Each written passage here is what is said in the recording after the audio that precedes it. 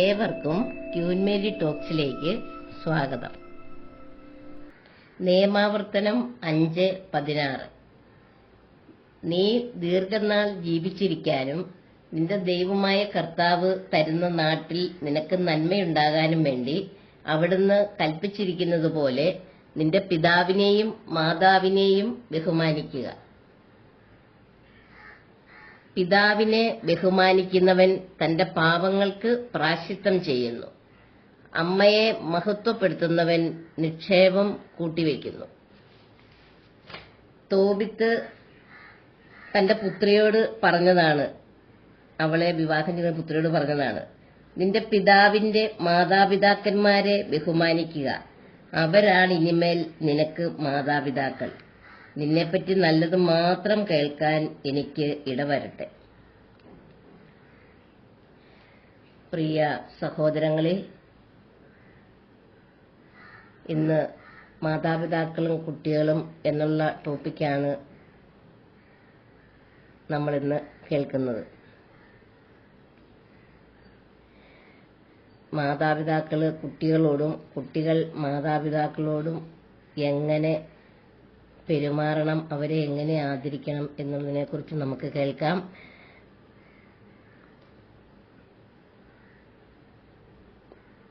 തോബിത്ത് 4 അധ്യായത്തിലെ 3:1 തിരുവചനത്തിലും പറയുന്നു, നിന്റെ അമ്മയുടെ കാര്യം ഒരിക്കലും മറക്കരുത്, ജീവിതകാലം മുഴുവൻ അവളെ ആദരിക്കണം, അമ്മയുടെ ഹിതം നോക്കണം, ഒരിക്കലും അവളെ വേദനിപ്പിക്കരുത്. പ്രഭാഷകൻ 1 അധ്യായം 8-9 തിരുവചനം പറയുന്നതാണ്, മകനെ, നിന്റെ പിതാവിന്റെ പ്രബോധനം ചെവിക്കൊള്ളുക, മാതാവിന്റെ ഉപദേശം നിരസിക്കരുത്. അവ നിന്റെ ശിരസിന് വിശിഷ്ടഹാരവും കഴുത്തിന് പതക്കങ്ങളുമത്രേ. നിനക്ക് ജന്മം നൽകിയ പിതാവിനെ അനുസരിക്കുക, വൃദ്ധയായ അമ്മയെ നിന്ദിക്കരുത്. സുഭാഷിതം 16:6 തിരുവചനം പറയാണ്, മക്കളുടെ അഭിമാനം പിതാക്കന്മാരത്രേ. സുഭാഷിതം 3:1 പറയാണ്, വിവേകമുള്ള മകൻ പിതാവിന്റെ ഉപദേശം കേൾക്കുന്നു, പരിഹാസകൻ ശാസനം അവഗണിക്കുന്നു.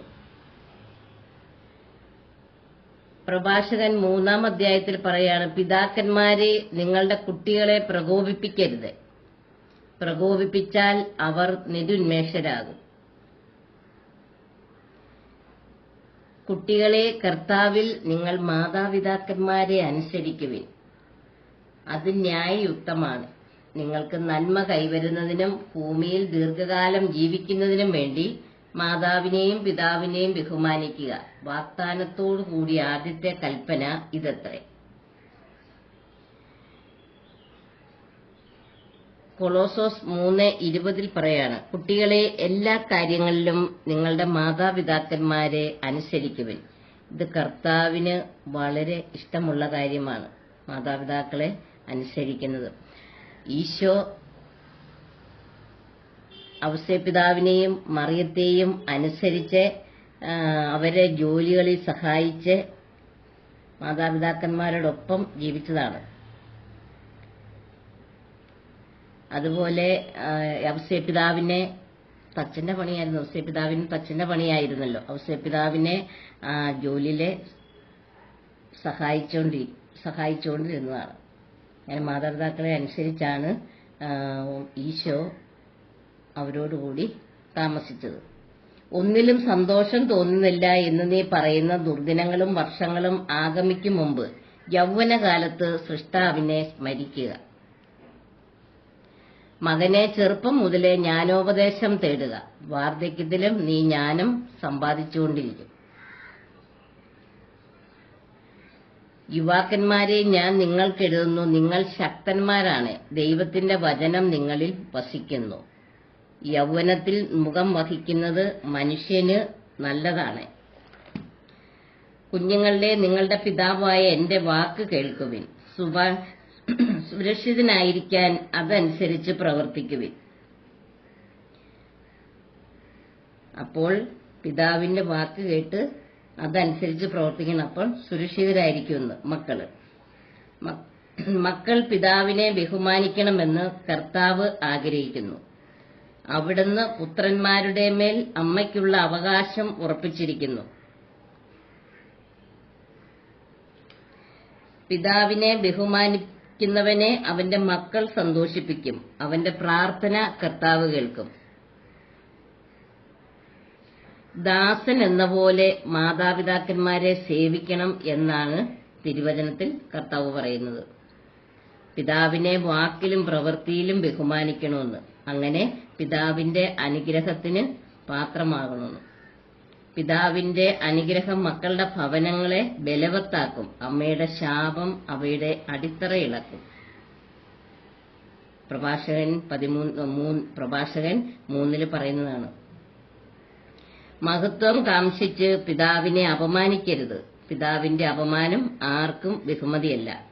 ഇപ്പോൾ ഈ പിള്ളേരുകളൊക്കെ പഠിപ്പിലൊക്കെ പഠിച്ച് യുവതികളൊക്കെ പഠിച്ച് പോകും. അപ്പോൾ പിതാവും മാതാവിനൊക്കെ വലിയ പഠിപ്പില്ല, സൗന്ദര്യമില്ല എന്നൊക്കെ പറഞ്ഞ് അവരെ മാറ്റി നിർത്തും. എന്നിട്ട് വാടകയ്ക്ക് മാതാപിതാക്കളെ എടുത്തുകൊണ്ട് പോകും.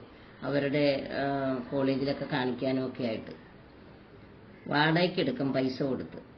പിതാവിനെ ബഹുമാനിക്കുന്നവൻ മഹത്വം ആർജിക്കുന്നു. അമ്മയെ അനാദരിക്കുന്നവൻ അപകീർത്തിക്കിരയാകും. മകനെ പിതാവിനെ വാർദ്ധക്യത്തിൽ സഹായിക്കുക. മരിക്കുന്നത് വരെ അവന് ദുഃഖമുണ്ടാക്കരുതെന്ന്. മരിക്കുന്ന സമയം വരെ അവരെ ഒരു കാരണവശാലും ദുഃഖിപ്പിക്കരുത്. ഇപ്പോൾ പിതാവ് പുത്രനെയും പുത്രൻ പിതാവിനെയും കൊല്ലുകയാണ്. മദ്യപിച്ചും കഞ്ചാവടിച്ചൊക്കെ വന്നിട്ട് മാതാപിതാക്കന്മാരെ കൊല്ലുകയാണ്. അതുപോലെ പൈസയ്ക്ക് വേണ്ടിയൊക്കെ അവരെ കൊല്ലുന്ന അനുഭവമാണ് ഇപ്പോൾ ഉള്ളത്. അവന് അറിവ് കുറവാണെങ്കിലും സഹിഷ്ണുത കാണിക്കുക. നീ എത്ര ബലവാനാണെങ്കിലും അവനെ നിന്ദിക്കരുത്. പിതാവിനോട് കാണിക്കുന്ന കാരുണ്യം വിസ്മരിക്കപ്പെടുകയില്ല. കർത്താവ് ഇതൊക്കെ അവിടെ പേരെഴുതി വെക്കുന്നുണ്ട്. പാപങ്ങളുടെ കടം വീടുന്നതിന് അത് ഉപകരിക്കും. കഷ്ടതയുടെ ദിനത്തിൽ അത് നിനക്ക് കാരുണ്യത്തിനായി ഭവിക്കും. സൂര്യപ്രകാശത്തിൽ മൂടൽമഞ്ഞെന്ന പോലെ നിന്റെ പാപങ്ങൾ മാഞ്ഞുപോകും. ഈ പിതാവിനെയും മാതാവിനെയും ബഹുമാനിക്കുകയും അവരെ ശുശ്രൂഷിക്കുകയും മരണം വരെ അവരെ നോക്കി ശുശ്രൂഷിച്ച് അങ്ങനെ മരിപ്പിച്ച് അവരെ സ്വർഗത്തിലേക്ക് പ്രവേശിപ്പിക്കുന്നവരെ അവർക്ക് വേണ്ടി ചെയ്യേണ്ട കാര്യങ്ങളൊക്കെ ചെയ്തു കഴിഞ്ഞാലേ സൂര്യപ്രകാശത്തിൽ മൂടൽമഞ്ഞെന്ന പോലെ മക്കളുടെ പാപങ്ങൾക്കൊക്കെ പരിഹാരമാകുന്നു. പിതാവിനെ പരിത്യജിക്കുന്നത് ദൈവദൂഷണത്തിന് തുല്യമാണ്. ദൈവത്തെ നിന്ദിച്ച് പറയുന്നതിന് അല്ലെങ്കിൽ ദൈവമില്ലാതെ ദൈവത്തെ കുറ്റം പറയുന്നതിനൊക്കെ തുല്യമാണ് പിതാവിനെ പരിത്യജിക്കുന്നത്. മാതാവിനെ പ്രകോപിപ്പിക്കുന്നവൻ കർത്താവിന്റെ ശാപമേൽക്കും. അപ്പോൾ ചുരുക്കത്തിൽ പറഞ്ഞാൽ മക്കൾ മാതാപിതാക്കളെ ദൈവത്തെ പോലെ അനുസരിക്കണം. കാണപ്പെടുന്ന മാതാപിതാക്കളെ നിഷേധിക്കുന്ന മക്കൾക്ക് കാണപ്പെടാത്ത ദൈവത്തെ എങ്ങനെ സ്നേഹിക്കാനും ദൈവമുണ്ടെന്ന് എങ്ങനെ പറയാനും സാധിക്കും? ഇന്ന് മാതാപിതാക്കളെല്ലാം അനാഥ മന്ദിരത്തിൽ നിൽക്കുകയാണ്. മക്കളെല്ലാം വിദേശത്തേക്ക് കുടിയേറി പാർക്കുകയാണ്.